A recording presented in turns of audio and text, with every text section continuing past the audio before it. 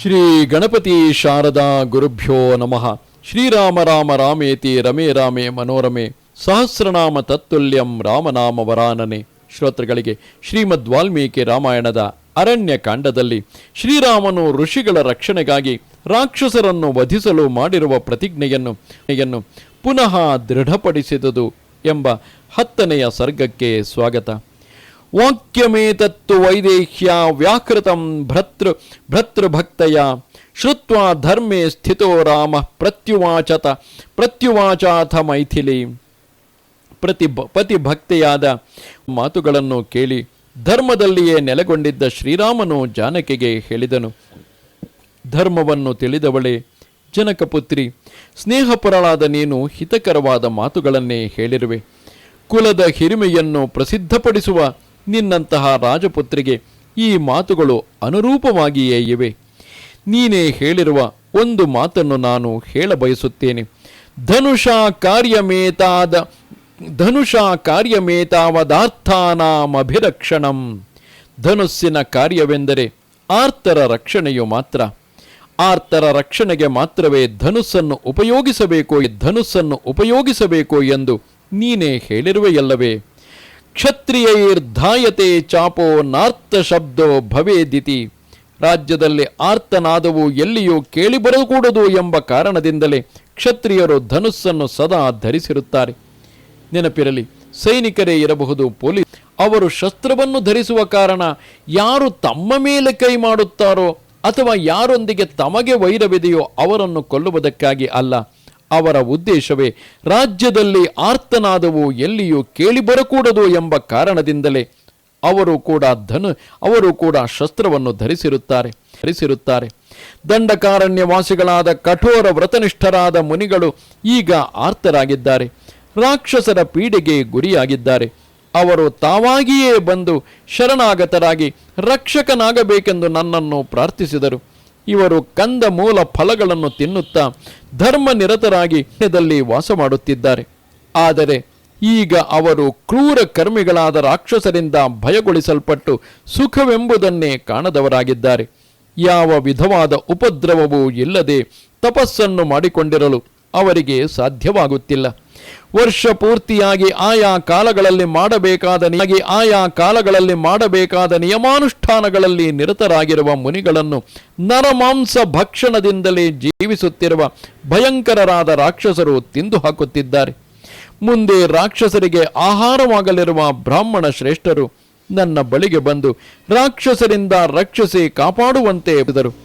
ಬ್ರಾಹ್ಮಣರ ಮುಖದಿಂದ ಹೊರಟ ಕರುಣಾಜನಕವಾದ ಮಾತುಗಳನ್ನು ಕೇಳಿ ಅವರ ಕಾಲುಗಳನ್ನು ಮುಟ್ಟಿ ನಮಸ್ಕರಿಸಿ ಹೇಳಿದೆನು.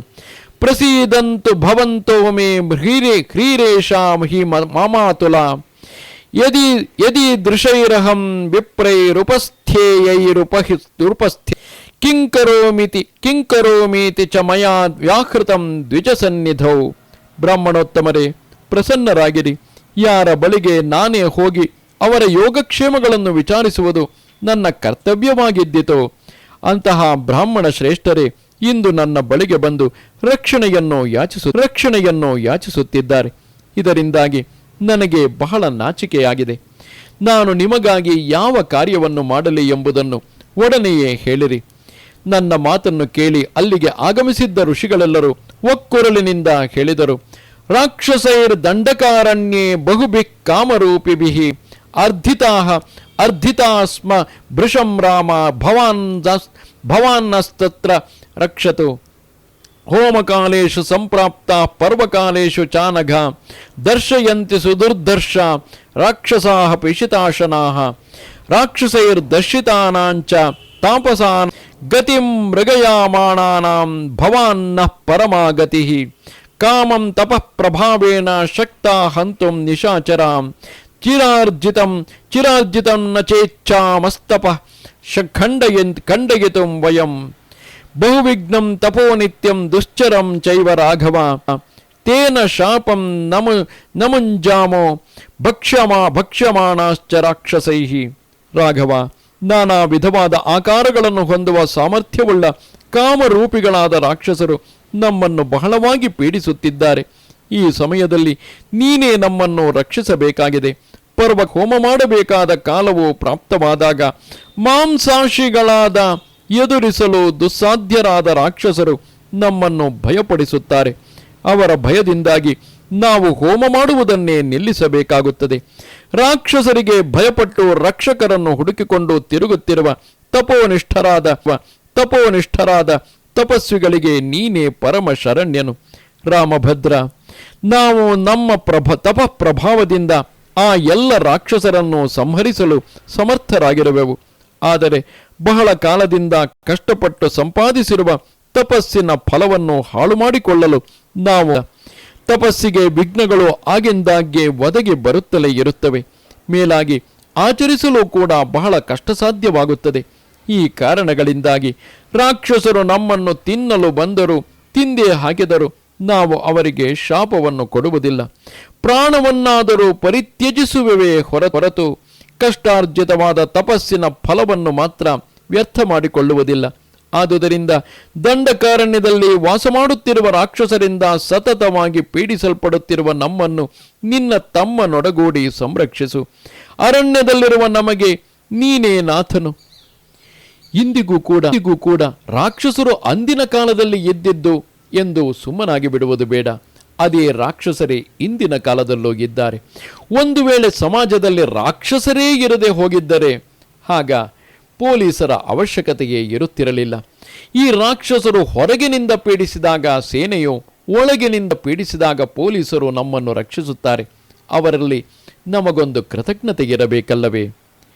ರಾಮನು ಮುಂದುವರೆದು ಸೀತೆಗೆ ಹೇಳುತ್ತಿರುವನು, ಪ್ರಿಯೆ, ನಾನು ಮುನಿಗಳ ಈ ಮಾತುಗಳನ್ನು ಸಮಗ್ರವಾಗಿ ಕೇಳಿದ ನಂತರವೇ ದಂಡಕಾರಣ್ಯವಾಸಿಗಳಾದ ಮುನಿಗಳನ್ನು ರಕ್ಷಿಸುವುದಾಗಿ ಮಾತು ಕೊಟ್ಟೆನು. ಸಂತ್ಯಚನ ಶಕ್ಷ್ಯಾಮಿ ಜೀವಮಾನ ಪ್ರತಿಶ್ರವಂ ಮುನಿನಾ ಮನ್ಯಥಾ ಕರ್ತುಂ ಸತ್ಯಮಿಷ್ಟಂ ಕಿಮೇ ಸದಾ. ಮಾತು ಕೊಟ್ಟ ನಂತರವೂ ನಾನು ಬದುಕಿರುವವರೆಗೂ ಋಷಿಗಳಿಗೆ ಕೊಟ್ಟಿರುವ ಮಾತನ್ನು ಮೀರಿ ನಡೆಯಲು ಸಾಧ್ಯವಿಲ್ಲ. ನನಗೆ ಯಾವಾಗಲೂ ಸತ್ಯದಿಂದ ನಡೆದುಕೊಳ್ಳುವುದೇ ಇಷ್ಟವಾಗಿದೆ. ಅಪ್ಯಹಂ ಜೀವಿತಂ ಚಹ್ಯಾಂ ತ್ವಾಂ ವಾ ಸೀತೆ ಸಲಕ್ಷ್ಮಣಾಂ ನತು ಪ್ರತಿಜ್ಞಾಂ ಸಂಶ್ರುತ್ಯ ಬ್ರಾಹ್ಮಣೇಭ್ಯೋ ವಿಶೇಷತಃ.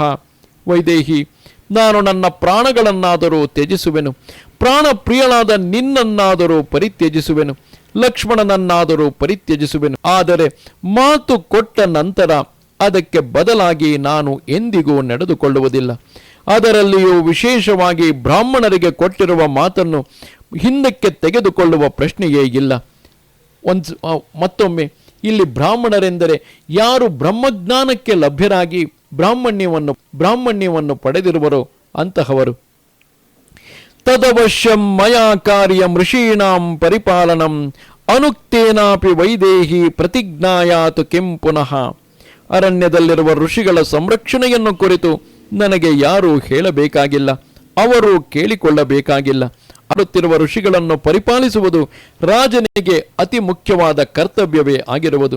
ಹೀಗಿರುವಾಗ ಋಷಿಗಳು ನನ್ನನ್ನು ರಕ್ಷಣೆಗಾಗಿ ಪ್ರಾರ್ಥಿಸಿ ನಾನು ಅವರನ್ನು ರಾಕ್ಷಸರಿಂದ ರಕ್ಷಿಸುವೆನೆಂದು ಪ್ರತಿಜ್ಞೆ ಮಾಡಿರುವಾಗ ಹೇಳುವುದೇನಿದೆ? ನೆನಪಿರಲಿ, ಪೊಲೀಸರಿಗಾಗಲಿ ಸೈನ್ಯಕ್ಕಾಗಲಿ ನಾವು ಹೋಗಿ ನಮ್ಮ ರಕ್ಷಣೆ ಮಾಡಿ ಎಂದು ಕೇಳಿಕೊಳ್ಳಬೇಕಾಗಿಲ್ಲ. ಅದು ಅವರ ಕರ್ತವ್ಯವಾಗಿರುತ್ತದೆ. ಅಥವಾ ಸೈನಿಕರೇ ಆಗಲಿ ಅಥವಾ ಪೊಲೀಸರೇ ಆಗಲಿ, ಹೊರಗಿನಿಂದ ಬರುವವರೇ ಆಗಲಿ ಒಳಗಿನಿಂದ ಪೀಡೆ ಕೊಡುವ ರಾಕ್ಷಸರೇ ಆಗಲಿ, ತಮ್ಮ ಮೇಲೆ ದಾಳಿ ಮಾಡಲಿ, ತಮ್ಮೊಂದಿಗೆ ವೈರ ಬೆಳೆಸಲಿ, ಆಮೇಲೆ ನೋಡಿಕೊಳ್ಳೋಣ ಎಂದು ಸುಮ್ಮನಿರುವುದೂ ಇಲ್ಲ. ಅವರು ಅದು ತಮ್ಮ ಕರ್ತವ್ಯವೆಂಬಂತೆ ತಾವೇ ಮುನ್ನುಗ್ಗಿ ಅವರನ್ನು ಹೊಡೆದು ಹಾಕಿ ಜನರ ಸಂರಕ್ಷಣೆ ಹಾಗೂ ಜನರ ಶಾಂತಿ ನೆಮ್ಮದಿ ಸೌಖ್ಯಗಳನ್ನು ಕಾಪಾಡುವರಲ್ಲವೇ? ನನ್ನ ಮೇಲಿನ ಸ್ನೇಹದಿಂದಲೂ ಸೌಹಾರ್ದದಿಂದಲೂ ನೀನು ಈ ಮಾತುಗಳನ್ನಾಡಿರುವೆ. ರಾಮನು ಮುಂದುವರೆದು ಹೇಳುತ್ತಿರುವನು, ಆ ಮಾತಿನಿಂದ ನನಗೆ ಸಂತೋಷವಾಗಿದೆ. ನಕ್ಷ್ಯನಿಷ್ಠೋನು ಶಿಷ್ಯತೆ, ಆತ್ಮೀಯರಲ್ಲದವರಿಗೆ ಯಾರೂ ಉಪದೇಶಿಸಲು ಹೋಗುವುದಿಲ್ಲ. ನಾನು ನಿನಗೆ ಬಹಳ ಇಷ್ಟನೂ ಪ್ರಿಯನೂ ಆಗಿರುವುದರಿಂದಲೇ ಈ ಮಾತುಗಳನ್ನು ನೀನು ಆಡಿರುವೆ. ನೀನು ಹೇಳಿರುವ ಮಾತು ನಿನಗೂ ನೀನು ಹುಟ್ಟಿರುವ ವಂಶಕ್ಕೂ ಅನುರೂಪವಾಗಿಯೇ ಇದೆ. ನನ್ನ ಮೇಲಿಟ್ಟಿರುವ ಪ್ರೀತಿಗೂ ಅನುಗುಣವಾಗಿದೆ. ನಾನು ಪಾಲಿಸತಕ್ಕ ಧರ್ಮದಲ್ಲಿ ನೀನು ಪಾಲ್ಗೊಳ್ಳುವವಳು. ಆದುದರಿಂದಲೇ ನೀನು ನನ್ನ ಪ್ರಾಣಗಳಿಗಿಂತಲೂ ಹೆಚ್ಚು ಪ್ರಿಯಳಾಗಿರುವೆ. ಮಹಾತ್ಮನಾದ ಧನುಷ್ಪಾಣಿಯಾದ ಶ್ರೀರಾಮನು ಮೈಥಿಲಿಗೆ ಹೀಗೆ ಸಮಾಧಾನವನ್ನು ಹೇಳಿ ರಮ್ಯವಾಗಿದ್ದ ತಪೋವನಗಳ ಕಡೆಗೆ ಸೀತಾ ಲಕ್ಷ್ಮಣರೊಡನೆ ಪ್ರಯಾಣ ಮಾಡಿದನು. ಇದು ಶ್ರೀಮದ್ ವಾಲ್ಮೀಕಿ ರಾಮಾಯಣದ ಅರಣ್ಯಕಾಂಡದಲ್ಲಿ 10ನೆಯ ಸರ್ಗವು. ನಮಸ್ತೆ ಶಾರದೆ ದೇವಿ ಕಾಶ್ಮೀರ ಪುರವಾಸಿನಿ ತ್ವಾಮಹಂ ಪ್ರಾರ್ಥೆ ನಿತ್ಯಂ ವಿದ್ಯಾದಾನಂಚ ದೇಹಿಮೆ. ನಮಸ್ಕಾರ.